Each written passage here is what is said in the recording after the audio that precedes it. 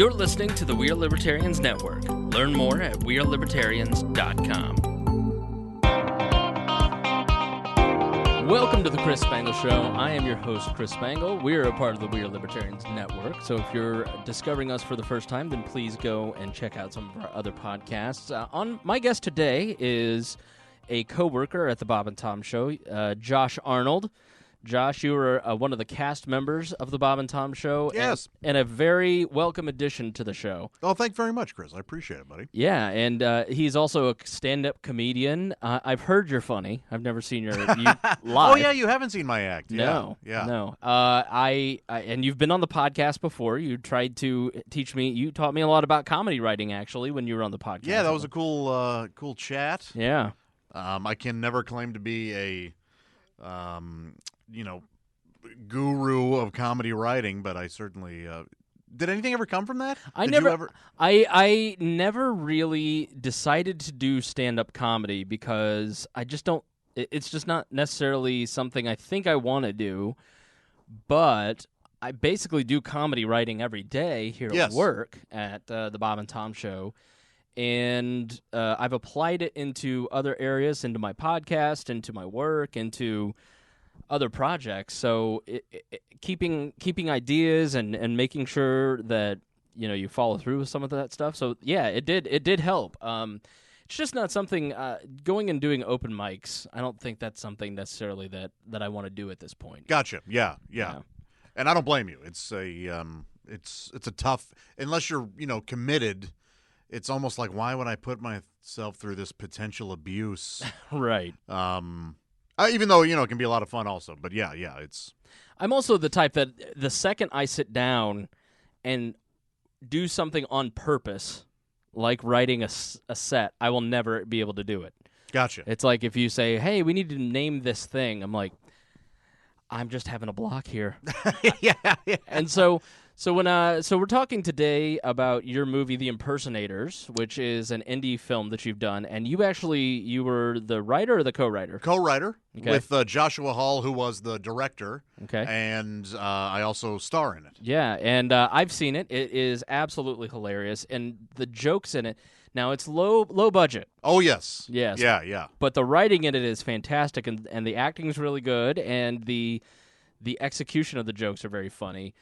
So when you sit down to write a movie, I mean, how do you write a movie? Like, how do you get past that creative block that I think most people feel, that resistance, and actually follow through and come up with a script and find an end product out of that? Well, in this instance, the idea came from a news article that Joshua Hall had read, and he sent it to me, and he said, hey, I kind of want to work on this this idea of these, these sort of vigilante superhero type things. And what the article, I guess, dealt with a guy in Mexico who would dress up like Batman every now and again, and the police were like, hey, we want to help. We want you to, we want to use you to try to scare away crime. Right. And so he already had the idea, and he had about 60 pages written, and he sent it to me. So this was a little different than how I would normally write a movie, because I was doing rewriting and then just finishing it, essentially. Right. And so the part that you're talking about, the block, the where do I begin, was already done for me. Right. He had created a lot of the characters already and some of the situations, and so I just took those and ran. Right. But when I'm starting new, I usually just have a character in mind because or maybe a situation, but usually a character in mind, because the best stories develop from a good character. Right. So if you have a good character, you can put that person in almost any situation and it'll be interesting. How do you think of situations to put characters into? I mean, do you sit and you just think, this thing happened to me at the grocery store. Wouldn't it be funny if this character had this happen, X, Y, and Z? That kind of thing. Or, let's say I'm at the grocery store and something weird happens. I'm like, oh, man, that's – so in my mind I'm recollecting how I handled the situation. Right. And it's like, man, what if somebody had anger management issues and they were in that situation? Or what if somebody was like a spy and they had to deal with being – their neighbor being nosy at a grocery store or something like, and then then it kind of comes from that. Right. When I'm writing a script, when I've already got the character and I've got an idea of the story, usually the circumstance. Well, here's my biggest advice to anybody who wants to write a script would be to read Blake Snyder's book, Save the Cat. It's the greatest script writing book I've ever read. And it really helps you map out your characters, your plot, your story, and in a way that the movie could be successful. Right. It's, some people might read and go, oh, this is just for commercial crap. No, this is, if you want to be a successful screenwriter, this is probably the model you should follow. Yeah, and a lot of times the war between commercial and art, in my opinion, it's getting closer and closer. Yeah. Because the age of the internet has allowed people to do what they want to do, but at the same time, you can find an audience for that niche that you have. Yeah, of course. Yeah, I mean, distribution companies now, it's like, why would I make a deal with you when I can go sell this on my own and probably do better? Right. So they're so art and commerce are definitely going to, have become closer, as you said. Right. So how many movies have you written? Around 4. Okay. And yeah, I mean, I've finished 4. Mm-hmm. So, but I'm always working on, like right now I'm working on a couple different projects. What has been the end result of those 4 movies? Nothing really. Okay. I mean, the one has been the Impersonators that I co-wrote has been made and is now available. The other, the rest just sort of sit there. One is in very early stages of pre-production. Right. We fully intend to make it. Mm-hmm. But whether or not that'll happen, or I should say when that happens, it remains to be seen. And then the others are just kind of there, and quite frankly, they probably should never be produced. They were scripts I wrote and finished, and weren't that great. Right. So, and I could go back and rewrite them. Now that I've learned more since then, fix them, make them a little better. Right. But I'd rather focus on new things. So writing a script is one thing because it's you at your computer or pen and paper if you're old school. You're at your computer and you write it. But it's another thing to go into pre-production, start putting together how things are going to be made, start scouting for, I think, how do you decide, all right, we're going to make this? Because some of your projects you've said, this wasn't that good, I'm not going to pursue it, versus this where you go, all right, we're going to do this thing. What is the criteria that you might use to greenlight a project like that? For me, it would be if I don't make this, I'm going to go insane. It's sort of like that. It's like I have to get this out there. I have to, and not. I don't want to say it's like, oh, I have to get this out there so people need to see this. It's not that. Right. It's more of just, this is going to stick in my head forever until I get this out there in some form or another. Right. So that's my biggest factor. Also, you need to think money. It's like, all right, so this script has 4 people and 2 locations. Is that going to be cheaper than the one that has 12 people and 17 locations? Of course it is. Right. So it's like, what do we have at our disposal right now? Can I find 4 good actors and a couple locations? Yes. Mm-hmm. So sometimes it's just a matter of economics. So with the Impersonators, and it is essentially a group of imposters. Yeah, their birthday party. Right. They dress up for birthday parties as superheroes, and they're not very good at it. Right. And then they are hired by a small town nearby to just boost morale. They're supposed. This town has had some hardships. They're just supposed to kind of cheer people up with their costumes and their silly activities.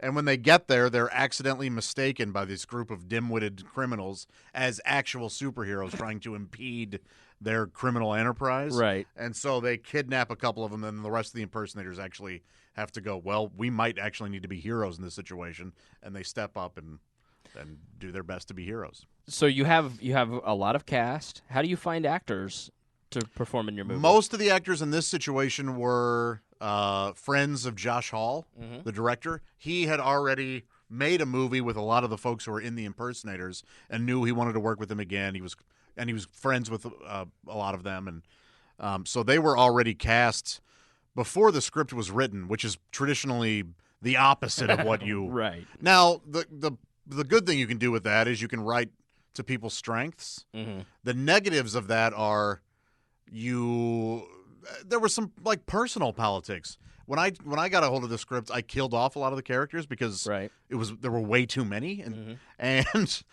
then the feedback I got was, hey, I already promised that person a pretty big role. You can't kill them off. It's like, okay. Right. I mean, we'll make that work, but that's usually not the way to go. Yeah. Yeah, so then you get your actors, and like, do people get paid on an independent movie? I mean, how does... Sometimes, not in this case. Okay. So there was, some of the crew got paid, and that's it. But we put everybody up, and we fed everybody. That was essentially... Right. That's good. Yeah, we were able to do that. And so you had how many locations that you shot at? Oh, man, we have it somewhere. I have it written down somewhere, but it's dozens. And the cast is like, I think speaking roles is around 40 or 50. Wow. And so this was all way too much for a very small independent film, quite honestly. Right. But, everybody banded together. There were long days, 14-hour days for 12 days straight, and sometimes longer days. And everybody came together, and for the most part, I think, had a pretty good time doing it. And there's some really funny stuff, that I think we captured. And that's one of the things, too, about writing the script is once you get on set, that script is not as etched in stone as you think it will be when you're writing it. Right. Which is good. It needs to, everything that you capture on camera should be, at least feel organic. And so you should have some wiggle room within that script. And we definitely played around with dialogue. There was a lot of improvisation on set. And even like, some economic things like, hey, man, we cannot get a location for this scene. Can we rewrite it to fit a location we can get? And there was a lot of on-the-fly stuff like that, too. How do you get a location? In this case, it was just not cold calling. It was, hey, we need to shoot in a school. Can we shoot in your school? And there was a lot of people telling us no. Interesting. And then finally we would find, somebody would say, sure, yeah, come on in. Okay. And so you shot this all in 12 days? Yeah. Okay. Everybody just takes off work, and like, how do you get 40 people to take that much time off? That was also one of the hardest parts about this. Yeah. And we had a unit production manager who was brilliant because she had to deal with everybody's work schedules. A lot of people did not take off work. So when you have scenes with, like we do, where they're ensemble scenes with 6-8 people, it's like, what day out of these 12 days can we get everyone together to film this? And there was some of that editing on the fly where, hey, so-and-so has to work today. Well, you get their lines now. And we'll just explain that they're not that kind of thing. So, that's funny. Yeah. So you film it, and like, what kind of cameras did you film this movie with? This movie was actually shot on a Red, which is what. Oh, wow. Okay. Yeah. I mean, explain what that is. I guess maybe the best explanation is it's what Peter Jackson used on The Hobbit, I believe. Right. And, I mean, it's a pretty, it's top of the line for sure. It looks beautiful, and you've got lighting, you've got sound, and what are some other aspects of filmmaking? The crew, what kind of crew do you have to hire? Well, we had a professional crew. They were mostly from we filmed this in the Indianapolis area, and so they were mostly from what's the school that's sort of a media school near Heron? No, it wasn't. It was up near Fort Wayne, or going towards Fort Wayne. I don't know. Okay. Yeah, you can do it. Muncie? Yeah, Muncie. Yeah, okay. Yeah. What's the school? Ball State. Yes, thank you. A lot of them were Ball State grads. Okay. And who had gone through production courses and everything. And that's where David Letterman went to school. Yes. And he has gifted the university with one of the top-of-the-line media. I mean, you want to go to media, you go to Ball State. Right. Okay, yeah. Butler has a great school here locally, but University of Indianapolis, but Ball State, man, their media department is great. Yeah, and we had quite a few. A handful of them came from Ball State. And so I'd say we had a crew of about 8, somewhere around there. And, yeah, they would and everybody – we had, some guys whose primary focus primary focus was the lighting. Mhm. We had a director of photography. We had sound, audio, and so but everybody kind of chipped in when needed, which was nice. Yeah. You have to on these kind of things. Yeah, absolutely. And like costumes, you guys had elaborate costumes. I assume you weren't sewing them at night. No, we've Josh Hall found them online from like some Asian country and said, Hilarious. "Oh my gosh, these are like knockoff Superman, Wonder Woman costumes. We can just use these." That is so funny. And so that's what we ended up using. Yeah. Okay, so you shoot all of this footage, and how many hours of footage do you think you shot? I don't know, but it's not as much as you would imagine because we were so pressed for time that we didn't have the luxury of getting 12 takes or 15 takes. A lot of them were 3 to 5 takes. And so and again, the unit production manager was amazing because she would sit there with a notebook for every take. And then let's say there were 5 takes, she would write on next to take 1, bad, take 2, okay, take 3, perfect. And then the editor could just go, oh, well, we're going to use the perfect one and not have to sift through the rest of the footage. Yeah, because editing video, I mean, that's as hard as shooting because you've got to make all these different choices. And when you've got that much footage, can you take us through the editing process? When you've got all this footage, you have the script, I assume. Yeah. And that's your guide. Right. But how many choices are made in the editing process where you eliminate, add, and what does the script look like versus the finished product? In this case, we probably got 70% of the script, and then the remaining 30% was either ad-libbed or just some changes made, again, because of location issues or weather issues or scheduling issues. And so we got pretty close, but the finished movie is probably, I mean, there are some scenes that are better than they were in the script, and then there are some that are worse, but for the most part, it all came out in the wash. So the editing process was one of my favorite processes, but it's so tedious. Yeah. And it takes a long time because like you said, and here the editor, Randy Atkins, she's an editor in LA. I sat with her for weeks and she let me sit next to her because she's very funny, but I had specific comedic timing in mind and things like that. Josh does this at work. He sits over my shoulder and nitpicks. You're not, I mean, for lack of a better term, that's exactly. But it's great because you don't want one opinion. I mean, your editor has to be a funny person. Absolutely. If you're making any kind of comedy video of any sort. But at the same time, I'm not a professional comedian. I'm not a professional. I don't have the comedic writing experience that you have. So when I'm editing a video, for instance, I want you sitting there going, I want this, I want this.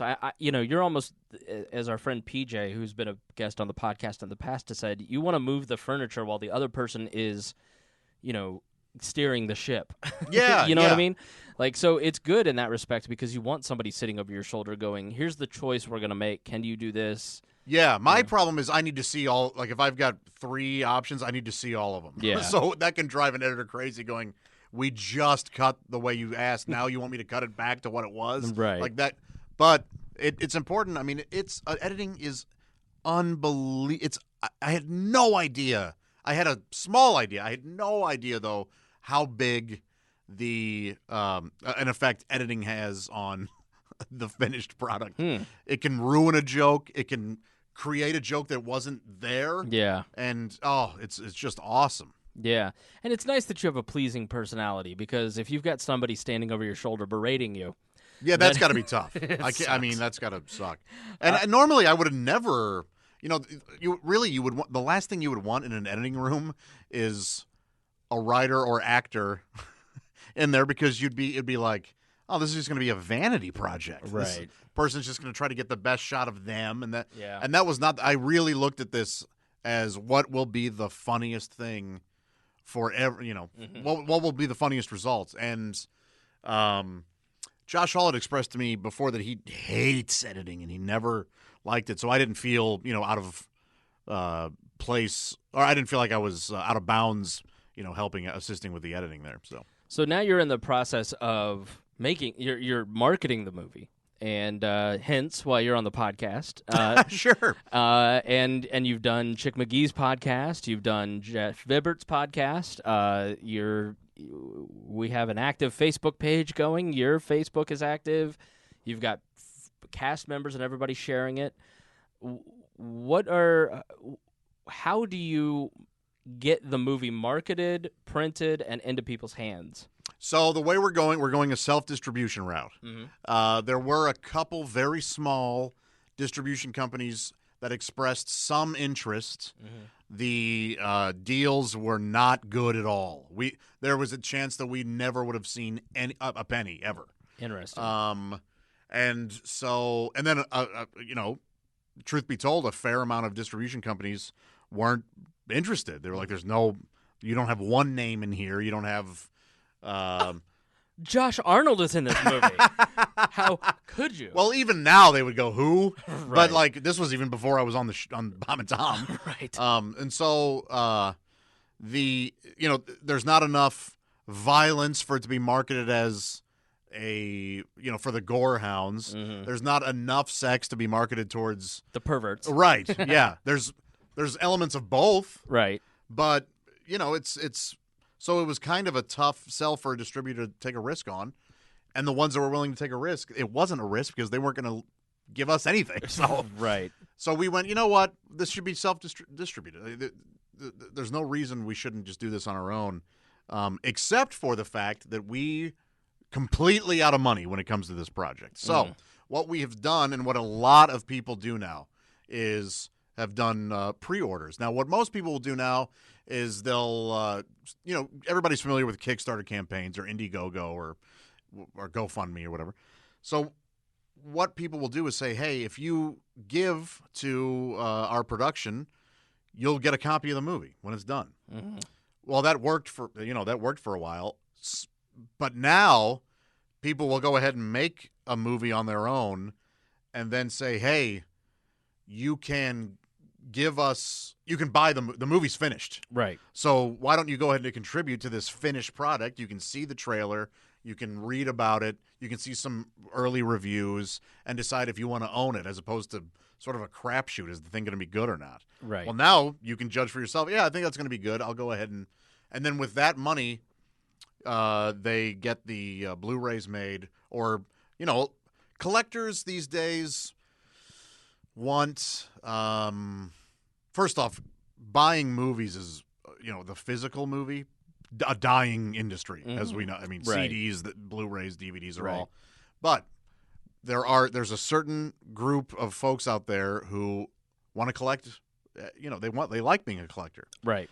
So, a lot of films will do independent films will do some VHS, especially let's say you make a Grindhouse type movie. It's right. cool to get like a VHS copy of it because it makes it feel even that more much more authentic. Things like that. So this is what we've done. We are selling pre-orders that will be shipped. They'll ship mid-March, and the money will all pay for the production of the Blu-rays. Do you have to hit a certain number? Yeah, we do. And we're almost there. We've got 2 days left in the pre-sale. The benefit then to people who purchase during this pre-order is that they're going to get the movie cheaper than anybody else will. Right. They'll get it sooner. They'll get it cheaper, and they will get free shipping on it as well. Oh, cool. So, yeah. So they'll get if you order the Blu-ray now, you'll get about $10 off what it'll normally be. You've also got a T-shirt combo deal. Yeah, which I think, and yes, it's an upsell, but I do think it's the way to go. Mm-hmm. You get a Blu-ray and a great T-shirt of the movie for $40. The artwork's really cool. It's unbelievable. Yeah. My buddy Russell Mark Olson, who's a terrific comic artist. He and I lived in Korea for a couple of years. We knew each other. We did improv for years. We went to the same university. And then he now lives in England with his wife. But he did this. I mean, it's just gorgeous. Yeah. It's pretty. The Blu-ray and the DVD, it all works together. It looks pretty. Yeah, the packaging's great. Yeah. Yeah. So So then it's not just the pre-order. Afterwards, you keep selling the DVDs. You get how many printed, and you keep selling them. And quite honestly, our goal is to make everybody's money back. Right. And if we make a cent profit, that's a grand slam in our eyes. Right. So yeah, I mean, we're doing an initial printing of 750 to 1,000, depending on how the pre-sale goes, and that might be it. Yeah. So there's a good chance that only 1,000 people out there will have a chance to own this thing, and then I mean that's a true collector's sort of thing. And actually, that's one of the things we're doing. We're hand numbering each Blu-ray case. Cool. They can be autographed if you guys like, and we'll try to make it as special an item for you as possible. So. What about digital? I mean, things like Netflix and Hulu and Amazon Prime and all that kind of stuff. A lot of people will go, I'm not going to get the DVD. I'll just wait for it to come out on Netflix. Yes. That's probably not even a thing here, is it, for you guys? Netflix probably not, but certainly Vimeo, Amazon, those are all, definite possibilities. And I can't imagine that eventually they won't be on there. I think at some point it'll be available for download or stream. But for right now, we're just kind of going old school with it. And so if it is available for downloading and for streaming, that's a ways away. So how do you buy it? How do I get my copy of the Impersonators? We actually, instead of building a whole, again, we didn't have any money, so instead of building a whole website for the movie itself, we just tacked it on to my website, which is thatjosharnold.com, and I have a store page, and on that store page you can order it, you can watch a trailer, you can watch a clip, and you can. It's available. A lot of these clips and a lot of special promos and things are available on all my social media, which is all at thatjosharnold. He also has a T-shirt, and don't spoil it because I want people to go and see this. He has a T-shirt that you gave me one, and I've worn it out, and everybody always they laugh at the T-shirt, they love it, they think it's hilarious, and you've got the little stand-up clip that explains the T-shirt. Oh yeah. So go and check out Josh's store so you can get the behind the scenes on that T-shirt. It's hilarious. It describes you, it describes me, and it describes, frankly, most of my audience. So it's very funny. Okay, so listen, help Josh out. I'm not doing this podcast to help Josh, okay? I'm doing it because I really liked the movie. I really thought it was very funny. I'm so glad, man. I appreciate that. There is a scene in there that is one of the funniest scenes in any movie I've ever seen in my life. Okay, I'm so glad you think so. Maybe I am just listen. My normie filter is broken. My idea of what is socially appropriate is not in line like it used to be. But I laughed so hard at this scene. It's worth the money just to see this one scene. That scene when we had some screenings of the movie at a movie theater, and they a lot of people came.